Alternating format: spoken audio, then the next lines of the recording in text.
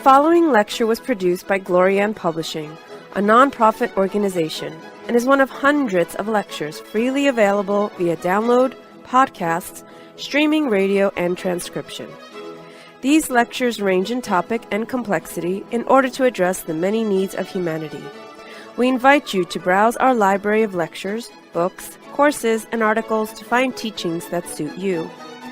Through the support of donations, Glorian Publishing has published 40 books, hosts international retreats several times a year, offers free online courses, and many other valuable resources, available to anyone worldwide.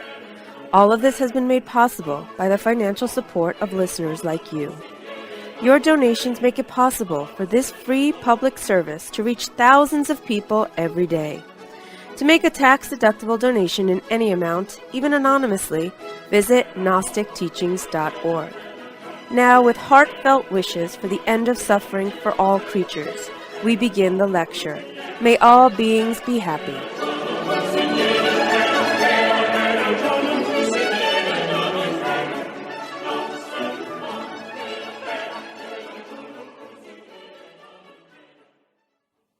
This course that we've been giving about yoga has been based on the Yoga Sutras of Patanjali, which are the root scripture of Hatha Yoga, Raja Yoga, and many other traditions. Nowadays, people are not that familiar with the Yoga Sutras, even though yoga is a household name.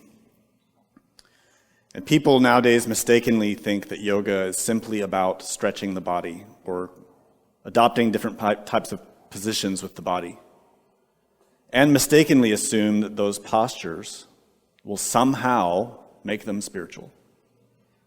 Of course, anyone who's studied the Yoga Sutras knows that that belief is mistaken. So we're giving this course in order to help people understand what real yoga is, in order to dispel the misconceptions and mistaken beliefs so that people don't waste their time. And in the previous lectures of this course, we've explained the primary schools of yoga, specifically 4 main ones, because there are many varieties of yoga. The 4 main ones are karma yoga, which is related with action, and jnana yoga, which is related with the intellect, the mind, with knowledge, and bhakti yoga, which is related with the devotion and the heart and prayer. And all of that is synthesized in what is called Raja Yoga, or the royal yoga, which is really the path of transformation, of meditation. Now, strictly speaking, these 4 varieties or 4 ways of looking at yoga are all the same thing. They can't be separated from each other. But the needs of the person, because of our idiosyncrasies and because of the great complexity that we find ourselves within, we sometimes need to focus on one aspect or another in order to strengthen where we are weakest. Until we get those parts of ourselves, the mind, the heart, and the body, in an equilibrium, balance, so that we can then really work with the Raja Yoga, the royal path. So in previous lectures, the first 3, we explained those principles, and we discussed how those 3 parts of yoga correspond to our 3 brains: the intellect, the heart, and the body. But we have not yet dwelt deeply on the heart, so today we will. We're going to talk about the yoga of devotion.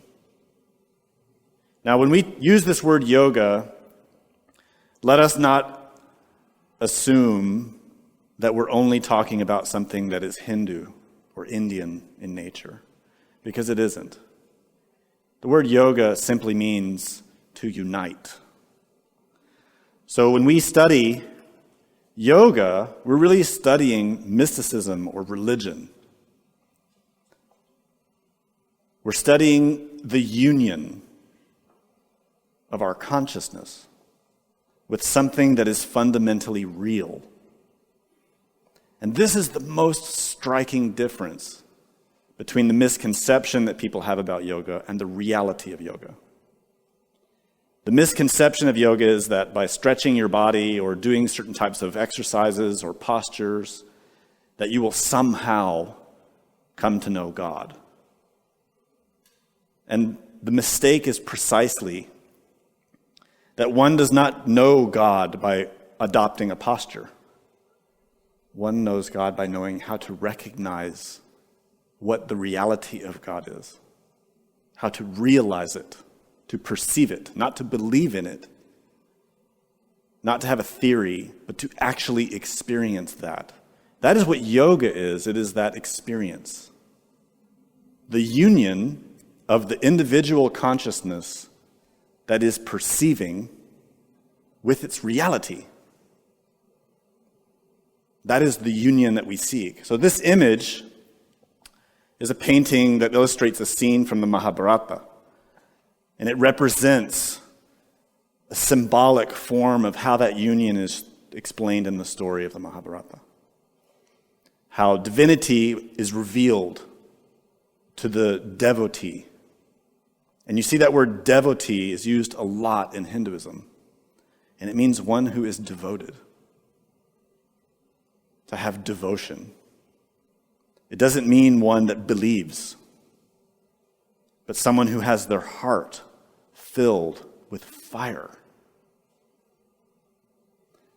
So, this is what we have to understand about yoga. It is the union of the devoter, the one who's in the state of devotion, with the beloved. And in this case, we're talking about God, divinity. The one that is receiving that devotion is, of course, what we call God, what we call the being. But in Hinduism, the main word used for this is Ishvara. And this word has a tremendous significance, but again is often misinterpreted, especially in the West. The term Ishvara literally means to be capable, to have capability. But by interpretation, it means supreme consciousness, God, the God of love, master, king, even queen, Lord, even husband. But perhaps the most interesting meaning is creative source. Ishvara, the source of creation. So, the union that the devotee longs for is the union of the consciousness with Ishvara. And that Ishvara is not outside of anything. It is inside of everything. So when a spiritual person is longing to really experience true and genuine spirituality, they are mistaken when they seek outside for that. When they look for masters, when they look for schools or temples, when they look for someone to follow or someone to believe in, someone to save them, they are mistaken. Because the one who saves is inside of every living thing, not outside. The true devotee worships that Ishvara within themselves. They may use an external form or an external symbol, like a cross or a statue or a painting. But the true devotee, who really understands religion or yoga, knows that that external form is a symbol of the reality in all things. So when we look at religion and we study Hinduism or Buddhism or Christianity or Judaism, we perceive all of the believers and followers who worship Jehovah, Jesus, Krishna, Buddha, all of the different gods. But the one who really understands yoga knows that all of those worshipers are worshiping the same force, Ishvara. It's just that the worshipers don't realize it because they haven't experienced it yet. That Ishvara is inside of all things. When we study the Tree of Life and we study Kabbalah, this is illustrated on that map. So if we look at the Tree of Life, we see that all manifested things emerge from the unmanifested. So at the very top of the Tree of Life, we see symbolized the absolute, the abstract space. So if we try to imagine that, imagine it is the very space within which all things are. All things. Not only ourselves, but everything outside of us. All of the people, all of the plants and animals, the whole of the planet, the whole of all of the planets in our region, the whole of the galaxy, the whole of every living and breathing, existing thing is suspended in a given entity or non-entity, a space, a fabric. That is the absolute. And when that unmanifested produces a form, it is still the same unmanifested, but adopting a given appearance. To our perception, we see things, people, places.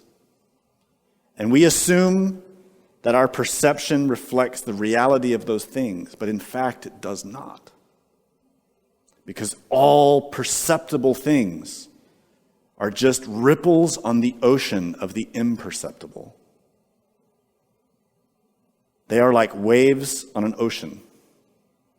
When you're very close to that water, the waves seem huge and tremendous and terribly threatening and real, or perhaps beautiful.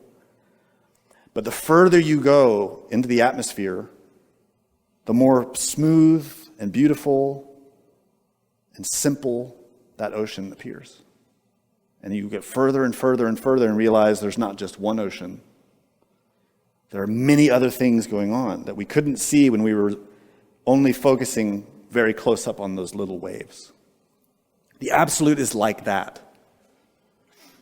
It is a type of fabric or type of potentiality that gives rise to everything. Now, within us, this tree of life exists. It represents many levels of the manifestation of that potentiality. And the lowest here is our physical body and our degenerated mind, the impurity that we are afflicted with. Within that, if we learn to look and we learn to perceive past all of the veils of physicality, of energy, of emotion, of thought, of will, of consciousness, of spirit, going deeper and deeper and more subtle, we can learn to actually perceive with our individual consciousness that Ishvara, that first expression of the unmanifested, which is inside of us. And the perception of that, the experience of that, is yoga, union. It is when the individual consciousness is united with its source. And that produces what we can call an ecstasy, a type of experience that is thrilling to the soul. Because it's seeing itself, it's seeing its true nature, it's seeing the reality, it's experiencing freedom, liberation, moksha. Being completely liberated from all of its entanglements and pains and bondages. That is why the spiritual aspirants are always craving samadhi. It is to have that, even for an instant, to feel that liberation, to feel the truth. So all of that is beautifully shown in the tree of life. Now, Ishvara itself, when we talk about God, or we talk about the being, it is not a person. We think of God, foolishly, as being a person. And people have these different imaginings about their being, or about God the Father as an old man with a beard, or some other form that they've adopted from their traditional religion. But the truth is, what is the difference between the wave and the ocean? Nothing but a brief appearance. Ishvara is an appearance that shows itself to the individual consciousness in different forms in order to aid that consciousness. But in itself, it is not a thing, a person, an individual. It is far beyond that. To understand that is not easy because of our intellect, because of our psychology.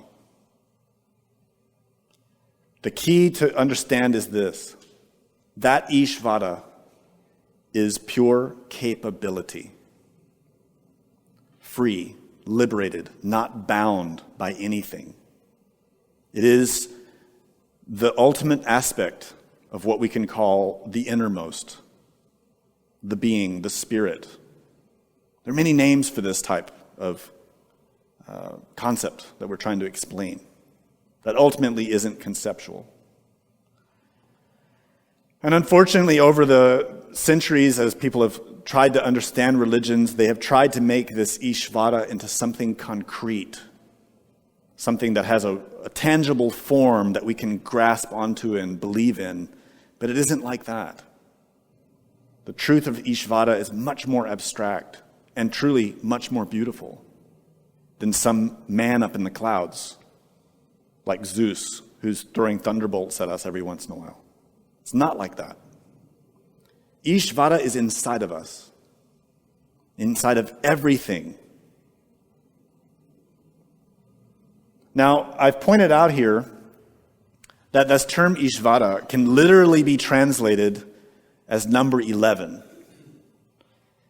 which seems sort of weird until you realize that in Kabbalah, the number 11 is related to the arcanum of the Tarot, 11. And when you know that image, the 11th arcanum, it depicts a very serene woman who is holding open the jaws of a lion. This is Ishvara.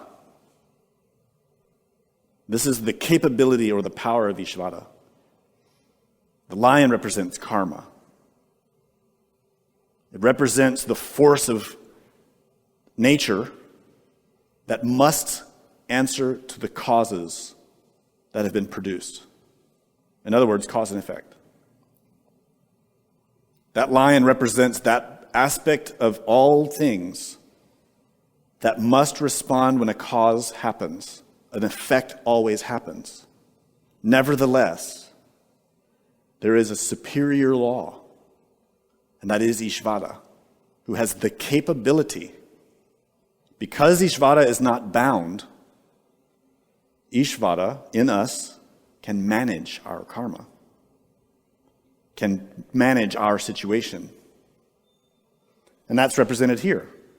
And in fact, in the Yoga Sutras, it says Ishvara is a Purusha Vishesha, unaffected by klishas, karmas, vipaka, and bodies. So in other words, our Ishvara is unaffected, unbound by karma. And it's interesting that Ishvara literally means number 11, which represents that in the Tarot. How divinity manages karma and is superior to karma. In that sense, they're able to work with the law. So this passage in the Yoga Sutras is really interesting. Ishvara is a Purusha.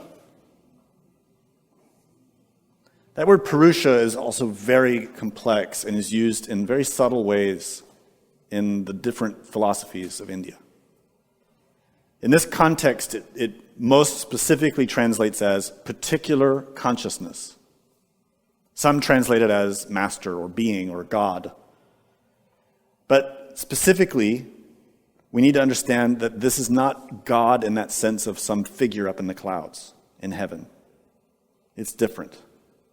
And I put it this way because even when you look at this tarot card, you might think that that being is a figure, literally.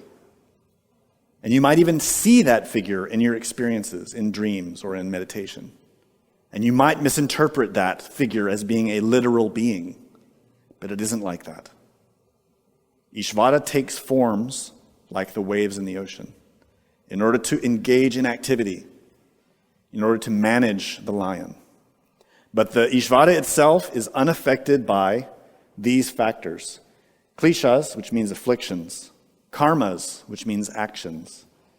Vipaka, which means fruition of actions. And bodies. So this is really interesting to understand. When we want liberation, we have to reflect on why. Why do we want liberation? The obvious answer is because we suffer. But why do we suffer? We suffer because we are bound. We are caged, conditioned by all of these factors, by afflictions, by our previous actions and the fruit of those actions, and by bodies. Vehicles of different types. We ourselves love to think that we are quite spiritual and quite sophisticated. But the truth is, if we look at the facts, the hard and incontrovertible facts, none of us truly has power over bodies or liberation from bodies.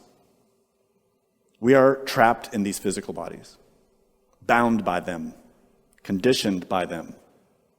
And there are many who claim to be masters. Nevertheless, they are conditioned by the bodies they inhabit. Trapped. A true master is not conditioned by any body, any vehicle, but rather uses them as needed and discards them whenever he wants. In other words, a genuine master is not bound by physicality, energy, emotion, thought, will, consciousness, even spirit. Any of the 7 bodies of the being that we typically talk about. The Ishvara is not bound by any of them. Can use them, needs to use them, but is not bound by them. We are. We are bound by this body. We are bound in our emotions. We are bound in our thoughts, the mental body. We are bound by the afflictions that we have, which are many, not just one. We can't even count them. Anger, frustration, fear, anxiety, resentment, lust. These afflictions that are always gnawing on us, chewing on us, pulling us one way and another. The Ishvara is not bound by any of that. So you see, that is inside of you. The Ishvara, your own Ishvara, your own being, is not bound by any of those things and, therefore, can help you.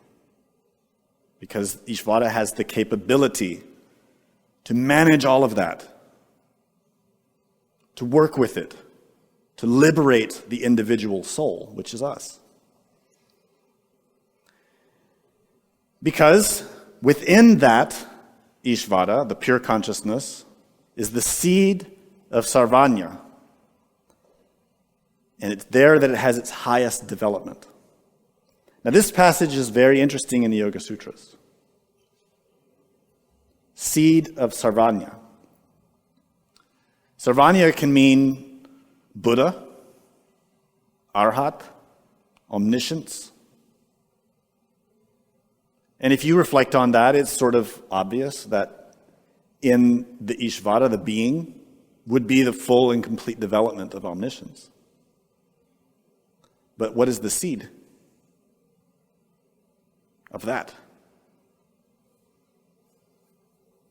It is you. We are seeds, but not yet sprouted. We have in us the potentiality. We are part of that Ishvara, but latent, asleep.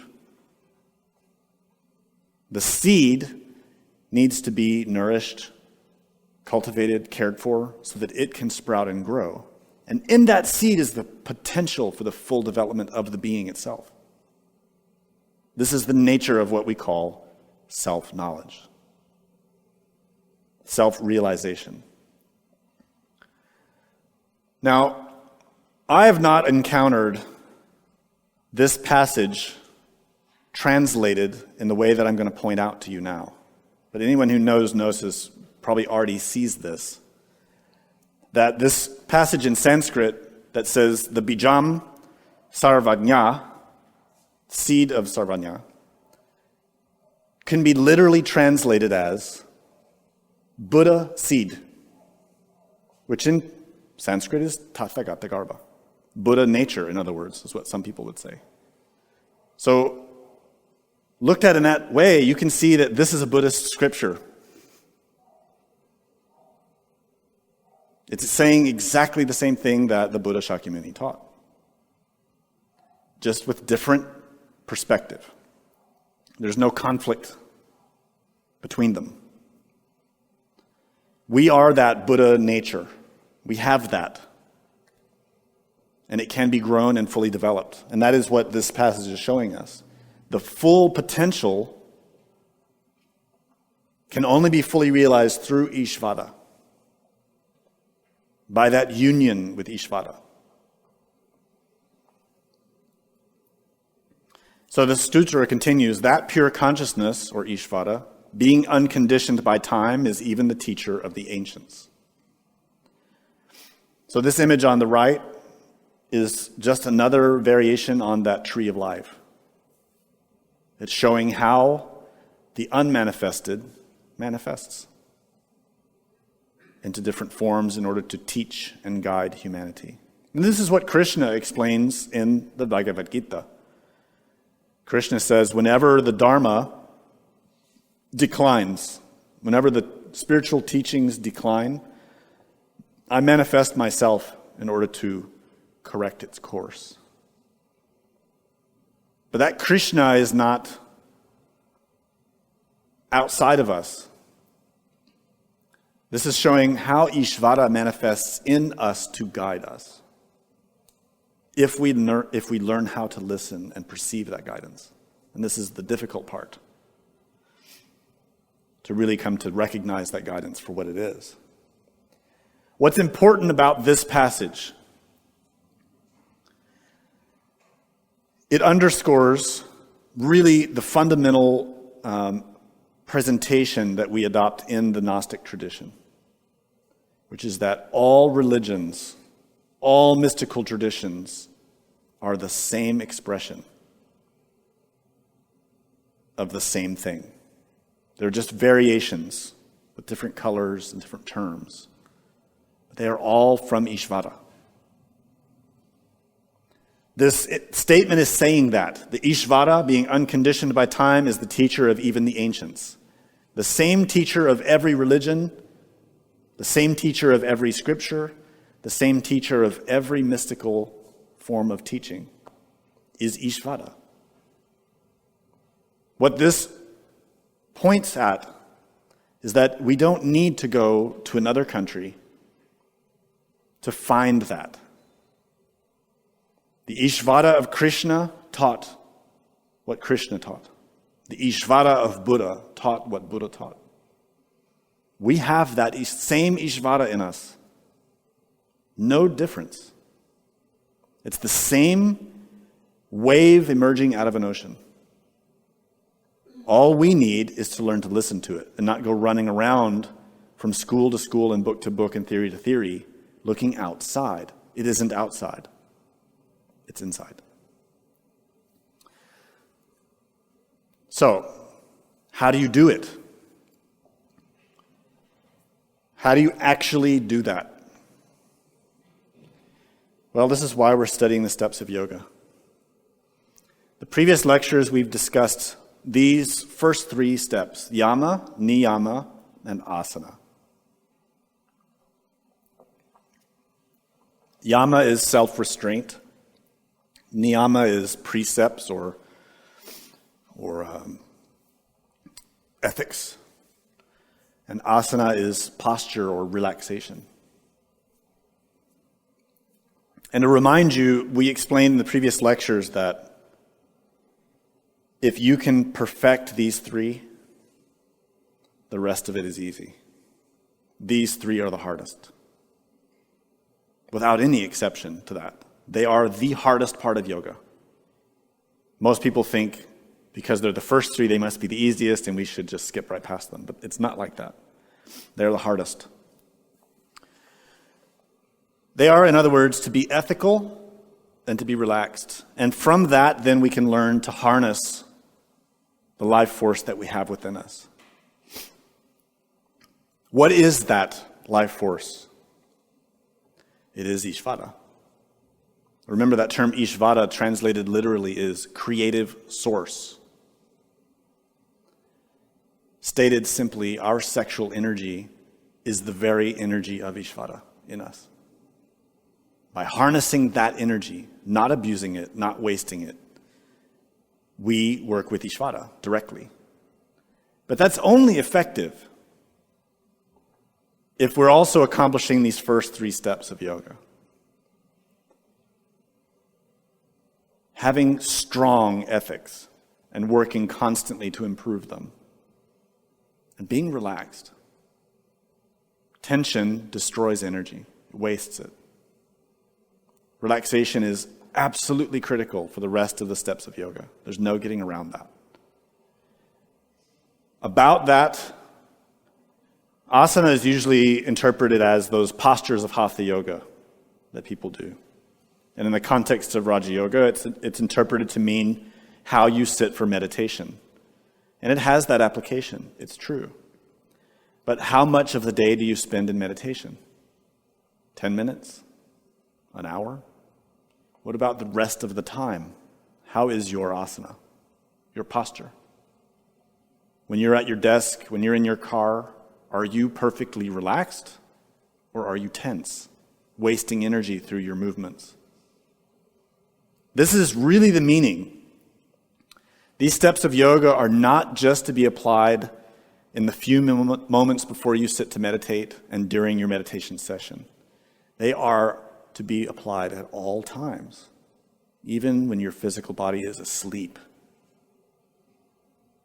transforming the dream state as well. So these three cannot be overlooked if you really want to know what yoga is. Once these first four steps are harnessed, the rest become easy. Pratyahara, or suspension of senses, happens on its own automatically. Many attempt to force it. This is impossible. You know this for yourself because when you're very relaxed, you have a good asana, you lie down on the couch or on the bed and you're very relaxed, you're able to suspend your senses very easily and fall asleep. It's the same thing when you meditate. We learn to harness that, use that. And from that, we simply need to learn to concentrate. And from concentration, we enter real meditation until we finally access true samadhi, or liberation, even if it's just for a brief instant. All of these 8 stages work together. They feed and nourish each other. They can't be separated from each other. But most importantly, none of it will happen if we aren't working very closely with the first two, yama and niyama. Any serious spiritual person would be focused on those two above all things. And unfortunately, that we don't usually see that that is the case. Most people, when they come to spirituality, they just want to know, how do I go quickly to pratyahara, to dharana, dhyana, samadhi? How do I quickly reach samadhi? And we get this question all the time as instructors. Students come in and say, I want to reach samadhi right away. How do I do it? What's the fastest way to samadhi? And it shows that they need to be more closely educated to understand that the way to it is to follow these stages. To really master, especially the first two. So that's why we're focusing on them so much in this course. And it says it in the Yoga Sutras. Success reaching samadhi is quick for those whose vairagya is intense, or by devotion and self-surrender to Ishvara. So previously we talked about vairagya. This means non-attachment. Vairagya. But non-attachment sounds like sort of a dry, scholarly sort of word. Really, vairagya means to be disenchanted with worldly things, with external things. To have realized that happiness cannot be found in possessions, or jobs, or houses, or cities, or places where we live, or who we know. That we cannot find real contentment in any of those things. When someone really has comprehended the utter futility of the modern pursuits of happiness, they are starting to find vairagya.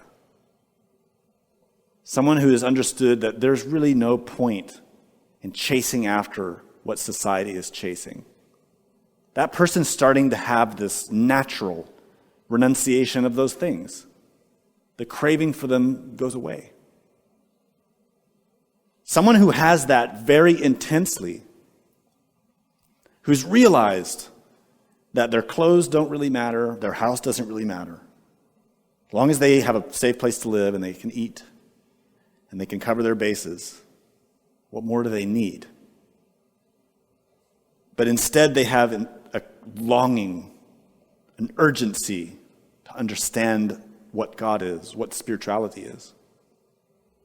That intense quality can produce quick access to samadhi, easily, because they're not distracted by anything outside.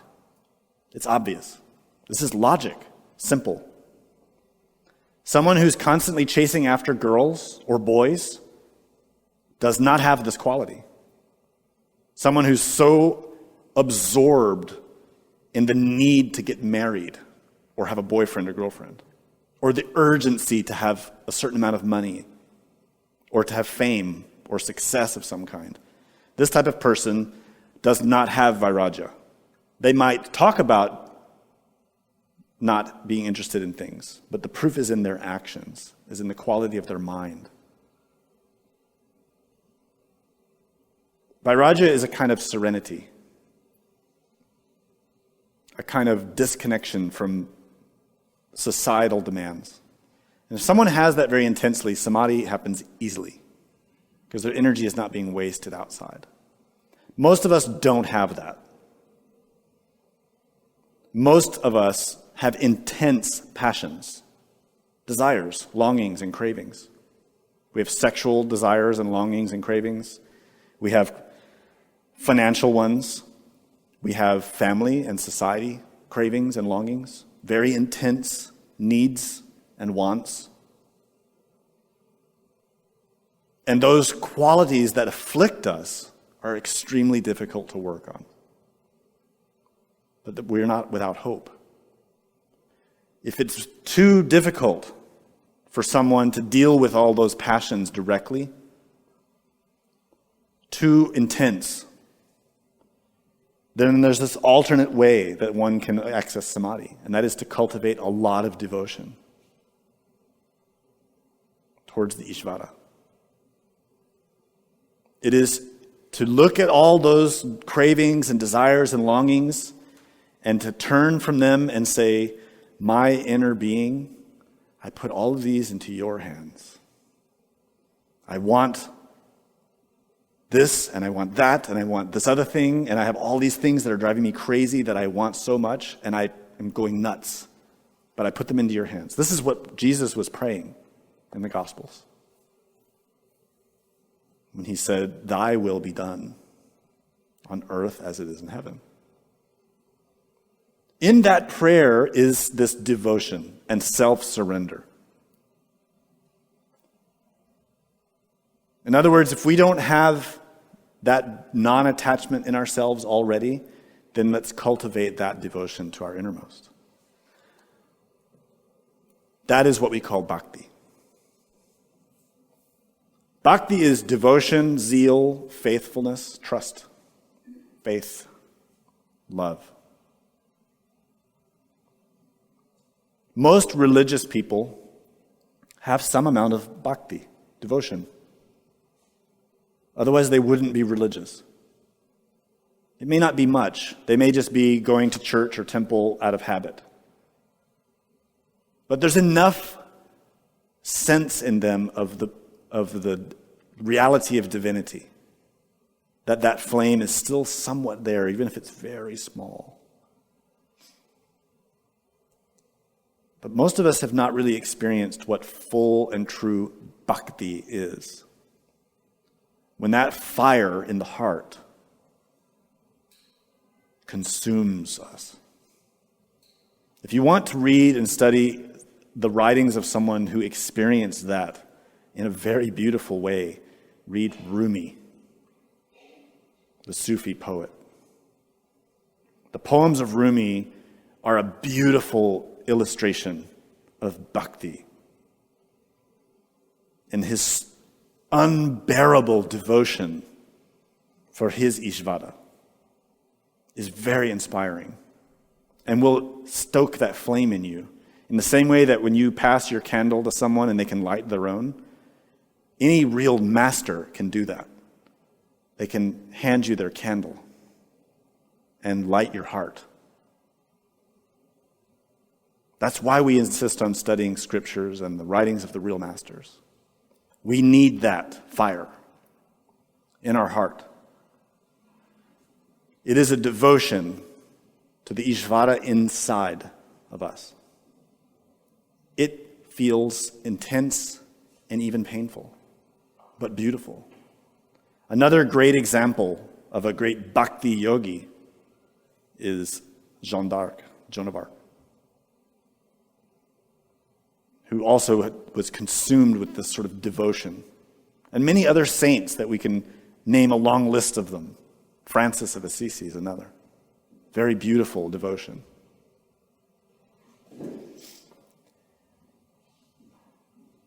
In modern times, there are many traditions that strongly encourage this devotional aspect of the spiritual teachings.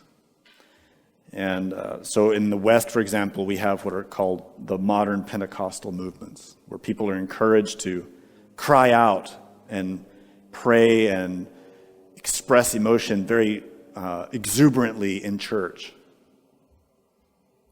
And they become quite emotional. And we find the same in many traditions. In Hinduism, for example, there are quite a few schools and traditions that strongly emphasize this bhakti approach to yoga. And they sing songs and they do all-night prayers and very intense sorts of rituals in order to stimulate the heart. And this is all wonderful. But unfortunately, most of the people that follow those types of traditions don't follow the steps of yoga. So they may be very devotional, but they do not have ethics, right conduct. And that's why we put this quote here from Swami Shivananda, who says that no development of bhakti is possible without sadachara, which is right conduct, ethics. So we may feel intense love for Jesus, but if we are a fornicator, a liar, an adulterer, we do not have real bhakti. And we meet many people like that, who really seem to love God, but yet they lie for a living. They steal for a living. There are many people like that. We need to correct that in ourselves. We need to be a true bhakti has very strong ethics. Yama and niyama. Why is that? These stages of yama and niyama are so important. That's why in every lecture I'm bringing it up. This is our daily reflection, should be on these qualities in ourselves and improving them. The first and the one that sets the tone and starts the whole movement of developing ethics is to be compassionate, to be a loving, kind person, to have ahimsa, to not harm anyone in any way. And this doesn't mean just in our outward expressions, but also in our own mind. When we're driving our car and someone does something stupid and we feel all the profanity emerging in our minds, we have to change that. We have to convert that into patience and understanding. And to understand that other people are suffering and they act poorly. We shouldn't lower ourselves to that level. We have to rise above in every case, every situation, to transform it and become better. That is ahimsa. So that not only in our outward actions, but in our very thoughts, we are always expressing love to others. Why is that important? If we want union with Ishvara, we have to be like Ishvara. We have to become like Ishvara. And the Ishvara, the being, does not hate, does not harm, is not cruel, does not curse or blame. But Ishvara is an expression of love. So to unite with that, to have yoga with that in us, we need to become that way. It's simple.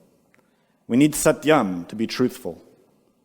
In everything, at all times, without exception, with ourselves and with others. To be truthful. To not lie. To have asteya, which means to not steal.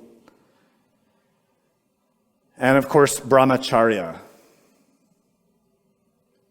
Many traditions of yoga study these precepts in detail. And they explain them in beautiful ways. But the one that's most often skipped or avoided is brahmacharya. We have met many devotees of many traditions who love God, who love religion, but they always give themselves this exception. They say, I'll do all of this except brahmacharya. They always give themselves that they think they can get away with this modification in their practice. And it's really sad because they can't. Without brahmacharya, there can be nothing else. If you don't have brahmacharya, chastity, sexual purity, you will never have yoga. It's simply impossible. When you are practicing brahmacharya, you are respecting Ishvara, because Ishvara is that sexual power. Remember, Ishvara literally means creative power, creative potential, capability. And what is the most powerful creative force we have? It is the ability to create life through sex. That power is the power of God in us. It isn't a plaything. It isn't a toy. But of course, as you know, our society has converted sexuality into a sport, into entertainment, and into a way to simply indulge in sensations at our leisure. And we are completely ignorant of the effects that has on us, especially spiritually. A real yogi, a real yogini, is made so by their brahmacharya, not by anything else. If one does not have sexual purity, chastity, one does not have anything. It is the seed of the Buddha itself. It is the brahmacharya. Now, of course, this word brahmacharya has different meanings in Hinduism. So, to be explicit, when we talk about brahmacharya, we're talking about its base meaning, which is simple: to not have the orgasm, to not waste the sexual energy through lust. That means that one may be having the sexual act or not. That part is dependent on the circumstances of the person. The critical part is the restraint of that energy, the respect of it, the cultivation of it, the offering of that energy back to God so that God can use it for the upright purpose, which is to create and elaborate the soul, to perfect the soul. So the subject of brahmacharya is huge, and that's why we have so many books and lectures about it. We won't spend more time on that today. The next is parigraha, which is renunciation, and it's related to that dispassion that we discussed, vairagya. Ultimately, what it means is that we have to become aware of our desires and work on them, not be manipulated by them. See them for what they are. Really analyze them and understand them. Why do I want this thing so bad? Why is this thing calling my attention all the time? This person, this object, this situation that I'm always craving. If I get it, what will happen? If I don't get it, what will happen? We go through this sort of analysis to understand it, and we compare. Well, last year I went through the same feeling. I had this intense desire, and I wanted this thing, and then I suffered and suffered for months. Finally, I got it, and then I still wasn't happy. Isn't this the case? We have to apply that type of analytic approach in order to understand that these desires that afflict us are illusions. Comprehending that, we naturally develop this sense of renunciation. In niyama, we have saucha, which is purity, cleanliness, not just externally, but mentally and emotionally. Santosha, which is to be content with what we have, to be satisfied and be joyful.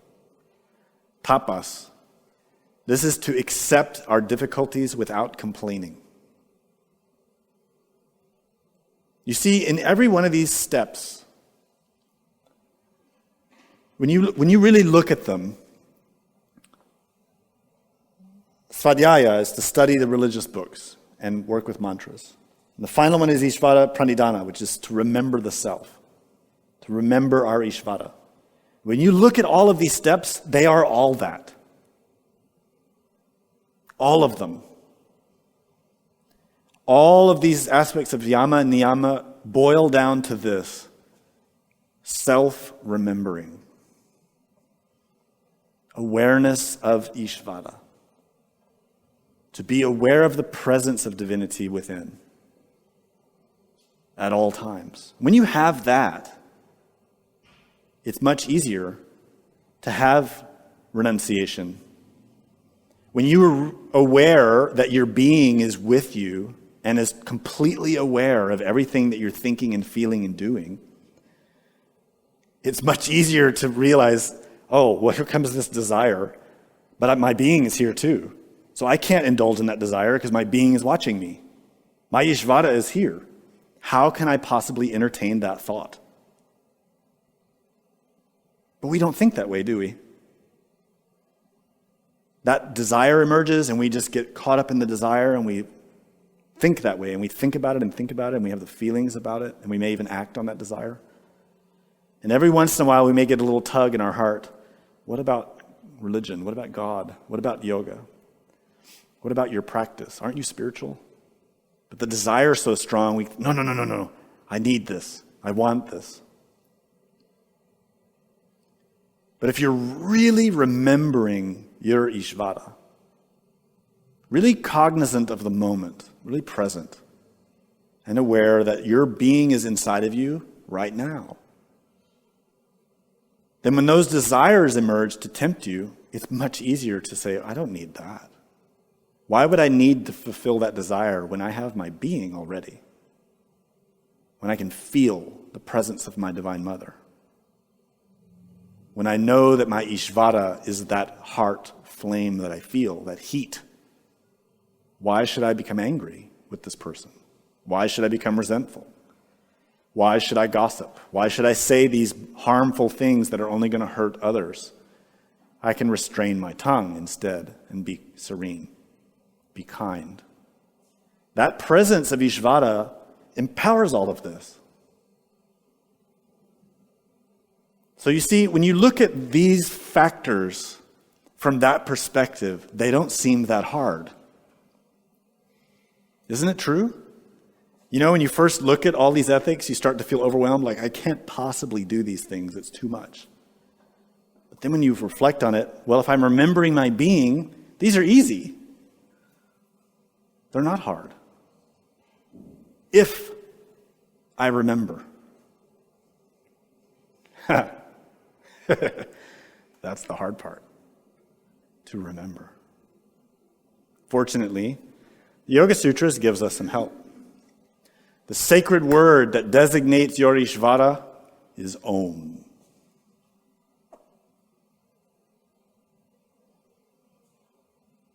Everyone knows the mantra Om.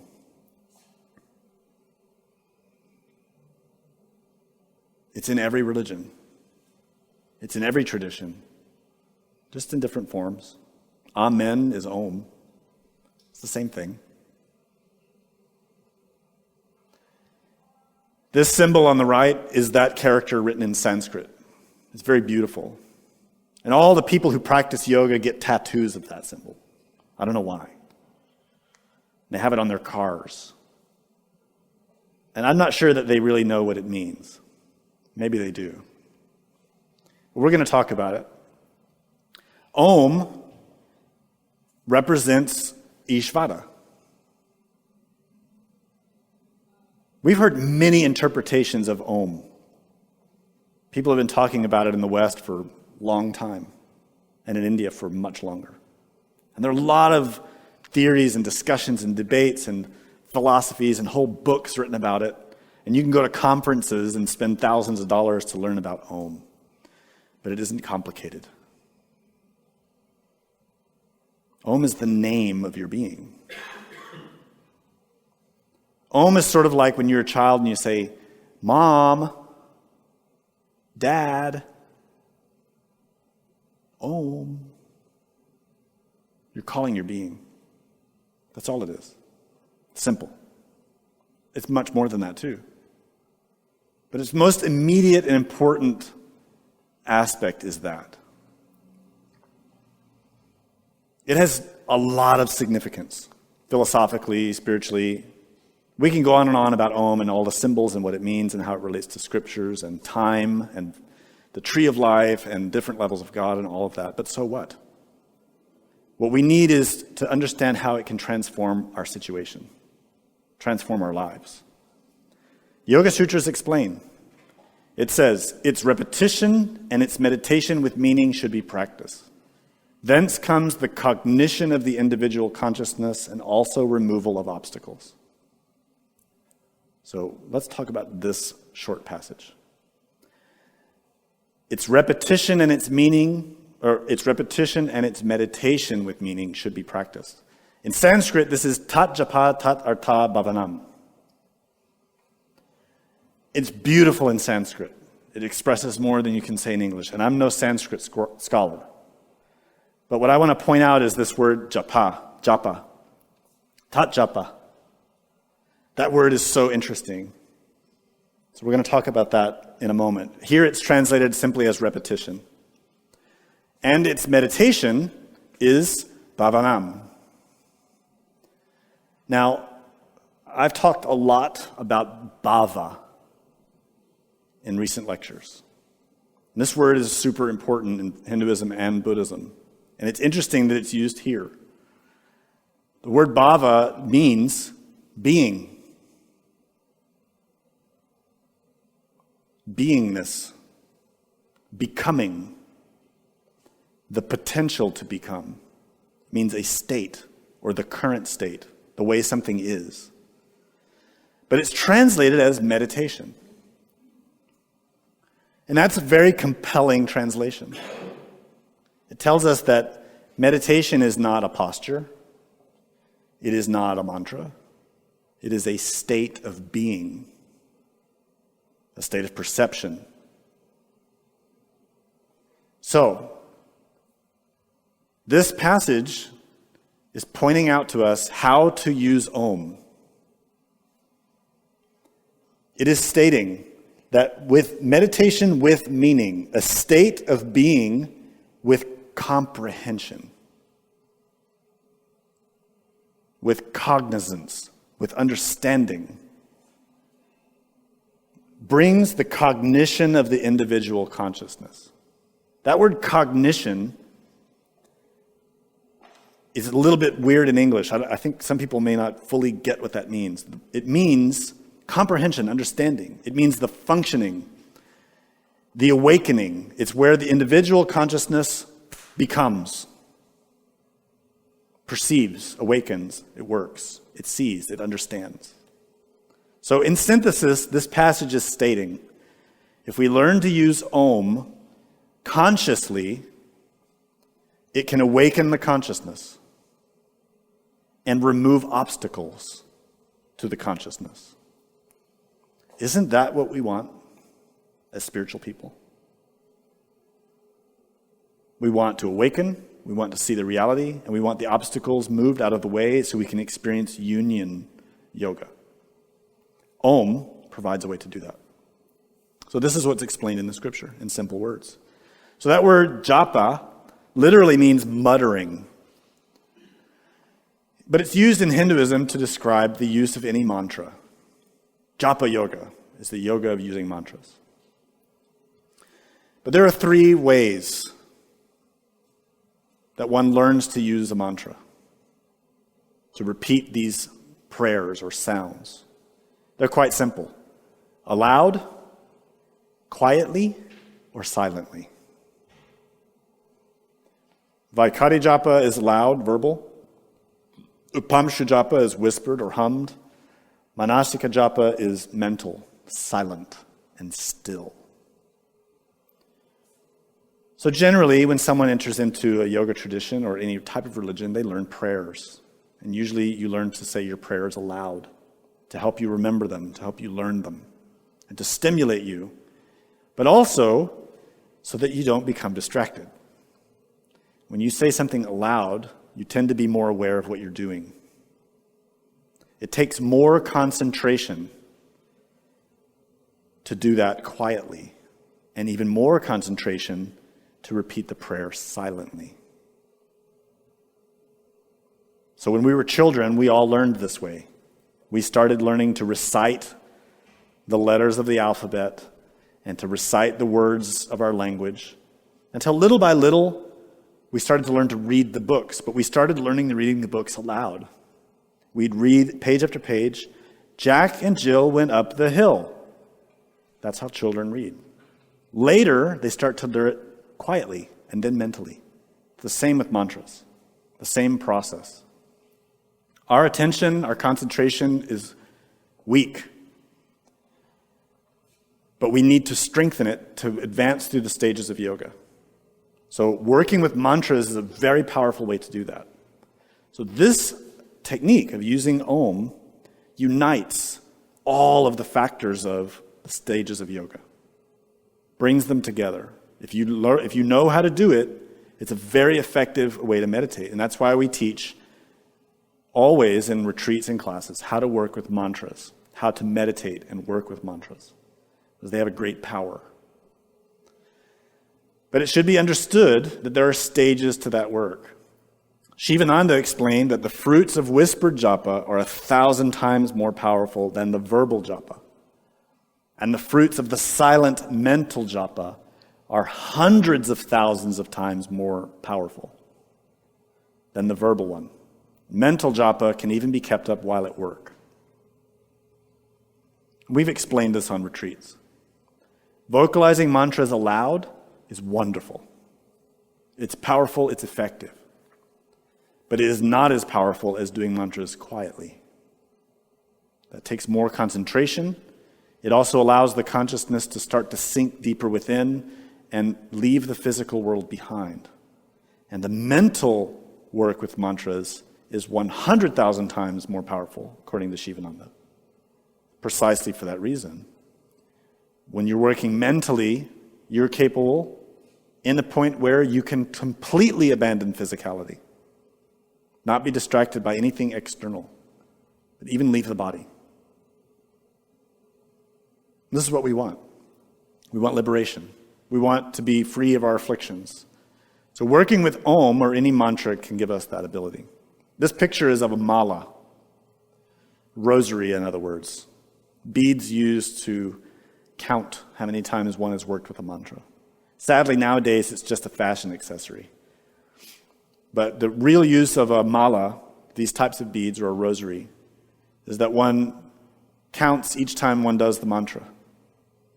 And a traditional practitioner would never show these beads to anyone. They wouldn't wear them outwardly on their clothes or on their wrists or wear a bunch of them because they only need one to do their practice. But you see people now that wear, a whole lot of different rosary beads, and that's fine. But the real use, traditionally in yoga, they would even keep their beads in a bag and never take it out. And they'd put their hand inside the bag in order to do their mantra work. The beads would never come out of the bag and never be shown to anyone. Out of respect. It's just a traditional approach. I'm not saying any of you should do that. I'm just pointing it out. So, in synthesis, the practice that accompanies this lecture is to work on inflaming your heart. To work with this mantra Om.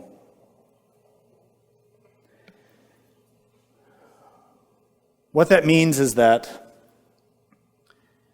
we should be working to really remember our Ishvara from moment to moment, all the time, without any pause, without any break. And while doing that, to chant that mantra Om. It can be aloud, it can be as a whisper, or it can be mentally silent, depending on our own level of concentration and how well we're able to remember it. But if you're able to really be serious, you'll discover many new things about yourself and about your being. If you carry with you psychologically, consciously, the mantra Om at all times. Now, specifically, I would say that if you also do it in conjunction with the use of the spiritual diary that we recommended, you'll learn even more. This practice can reveal a lot about your practice and what you need to work on to improve. And the second part here is to dedicate time every day to actually meditate with that sound. To stop what you're doing, to take a very comfortable position, close your eyes, and disassociate your senses from everything external, and chant that mantra. If you do it aloud, it's fine. If you do it as a whisper, that's fine too. If you do it mentally, that's also good. But to do that for the period of time that you're able to do it, 10 minutes, half an hour, whatever that is. During that time, to dive into that sound, to learn about it, and to inflame your heart with it. All of that will empower your spiritual practice in a very dramatic way, if you're serious. And to sum all of that up, I'm giving you this quote that I love from Samael Aun who says, "The Gnostic places all of his longings in the hands of his innermost."